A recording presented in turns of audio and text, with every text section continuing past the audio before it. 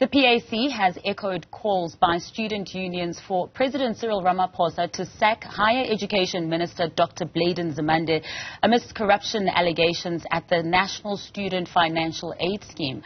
It follows leaked voice recordings linked to the NSFAS board chair Ernest Khosa and a damning report by the civic organization OUTA.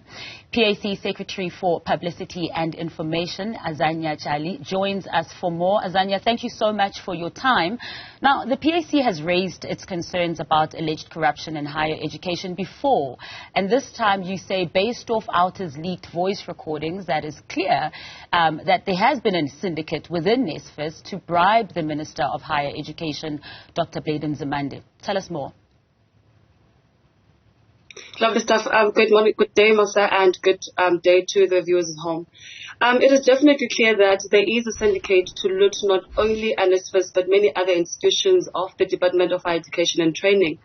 If you do look at the company that Mr. Ntumba is associated to with his wife, for example, it has for over the years gotten many other tenders and the DHAT sphere in institutions headed by the current CEO, Mr. Nongongo. Secondly, how do you explain that a board chairperson would want to discuss board issues, let alone external people, but with the very same service providers that are in question? To say that is highly irregular, it would definitely be an understatement. In the recordings, of course, you can hear Mr. Ntumba and the other unknown people discussing how much Mr. Khosa loves money. And it is known for them that looting money and being handled by people is something that Mr. Khosa is privy to. And also as the PAC, it is also indicating to us that indeed there is a syndicate of looting money. And Mr. Ntumba, for example, demonstrates that money. He also denotes in the voice recording, sorry for this, that he actually donated money to the SACP, which is an indication, therefore, to us that for him, by donating money to the SACP, he wanted something in return, and definitely it was to loot the money out of the National Financial Aid Scheme that is known for assisting many black children in this country who are without funding. Now, when we think that there are over 20,000 students who are still waiting for their 2023 allowance, and then we've got this come to light, I mean, what message does that send to students who desperately need these funds? I think for me, it definitely raises a lot of questions, because these are questions that have been raised by PASMA and also other political student movement across board in the country and over the years. If you recall, there was a time when Mr. Blade Nzimande was removed out of office precisely because of how he has run the higher education sector and how NSFAS has been run over the years. It has become known that the SACP actually NSFAS is the terrain of the SACP as things looks.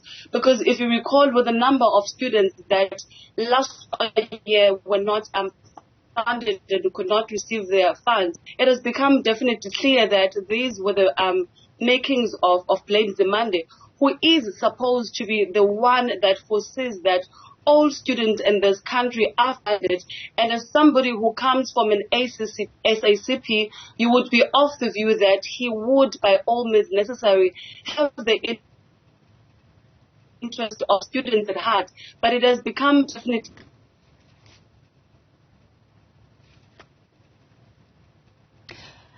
Hi, Azania, are you still with us? See, there are in terms of where we are leading this country. Yes, I am. Can you hear me? Oh, no, you were just breaking off there. But just to quickly ask you a question while I still have you and we Hello? have good network. Can you hear me, Azania? It seems we have lost Azania there. We'll try and get her back. I believe we have the PAC's Azania Tyhali back. Azania, are you with us? There we go. I am. Thank you so much. Let's just pick up where we left off. You're talking of, your student-led. The PAC's student movement, PASMA, has called for the minister's resignation before, and it's been some time now. What are the other allegations that you have made against the minister? Look, man, as I said earlier, that it has been over the years that we've called out for the removal of Blade Nzimande. Because if you look over the years, and equally the past year in reference where many students have been affected and have not received their funds in TVET, because of, in actual fact, we have known now that it's because of the syndicate that is going on in the DHET.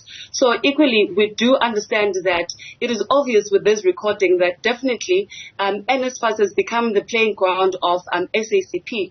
Hence, then we as a student movement as well as an organization, we are saying therefore that the president should with immediate effect remove Blade Nzimande, because we do believe that his historical removal was in fact a correct one, because he has proven over the years that he has no political imagination or lack thereof in leading the Department of Higher Education and Training, considering that there are still these historical factors which still very much affect our higher education funding and therefore.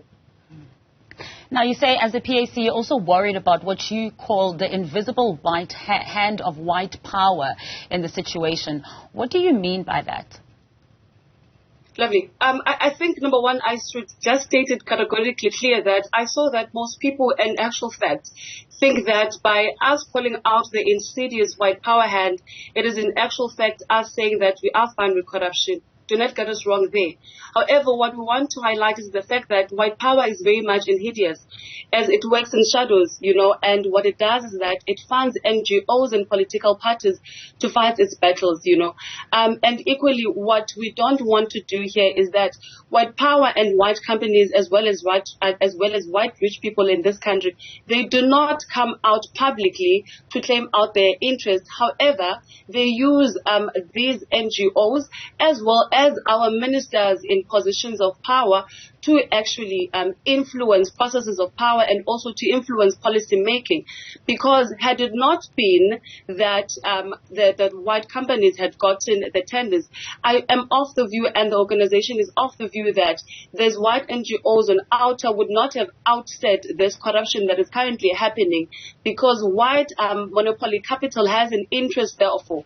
Hence the need then this have been outstead. So we are not saying in any way that corruption in this country is fine. No, what we're saying is that we must also be able to call out what corruption therefore that exists holistically in this country, because state capture is something that very much exists, and we have seen it and we are still witnessing it. So, Azania, while you're accepting the evidence that OUTA has also brought out against the minister and, of course, Mr. Khosa as well, you're saying, look, we should also be questioning the motive behind certain organizations as well. Definitely, we should be questioning these motives, because if white people were so much vested in the issues of corruption, believe you me, they would have long called out white-collar crimes that are currently happening in this country. If they were so vested very much in the liberation, therefore, and the cause of African people, and they were pledging their full solidarity, we would not be in this quagmire that we find ourselves in, and equally these socio-economic ills. They would have long mobilized other white people to surrender power and to give back land to its rightful owners, as we have been long advocating for that. So we must not dilly-dally around the issue of white power in South Africa and therefore its hands in the media and how it therefore controls it. We must equally not try to negate its role and what it plays and influence how our politics play out in so far as the policies of the country are concerned. And the ANC is allowing that. That is definitely playing at the playground of the ANC. For over 30 years, white power in this country has done as it pleases. And this is what we are calling out to say that if therefore white power is really interested in calling out of these things, if white power is really interested in the liberation of African people, therefore white power must do what is right. Mr. Khosa and Minister Nzimande have vehemently denied these allegations, as you know. Now, beside him stepping down as the minister, what action would you like to see taken? Look, in actual fact, there's the denial is the middle name of the ANC, and this is what they are popular for. And actually, it is an insult to the intelligence of the wider population of South Africa. Because, of course, what we had in those voice recording, it is the voice of these particular individuals that are implicated in this. Is it not Mr. Khosa that we are hearing in this? Insofar as Blade Nzimande is concerned, what we would like to await for is the investigations, therefore, of the State Investigation Unit and their outcomes thereof. And what we want to do and what we want to see happening here is that there must be accountability that rightfully takes place, and that someone must be held accountable for all of these atrocities. Because what is going to happen beginning of this year across all universities in the country, we are going to be flogged with a wide range of students that are coming back to universities, as well as first-year students who are going to have issues with NSFAS. This has been an issue for over the years. It is therefore an injustice to those children who've worked hard in the midst of load shedding to make it to university, but however the doors of learning are going to be closed to them because the only source that they rely on, which is the state financial aid scheme, has been looted upon by the very same people that are supposed to protect these people and make sure that black people in this country are liberated and black children have access to education, which is something that we have historically been denied.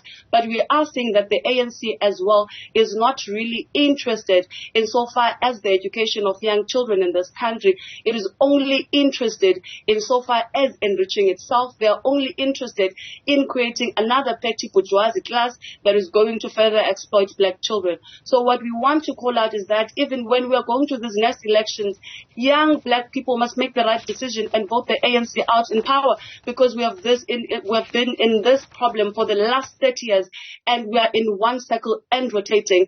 It's nothing but corruption, denial, and if we don't take the right action, we are going to be in this problem in the next 30 years, because these are the real problems of national liberation. Thank you so much for your insights and your time this afternoon. That was PAC Secretary for Publicity and Information, Azania Tyhali.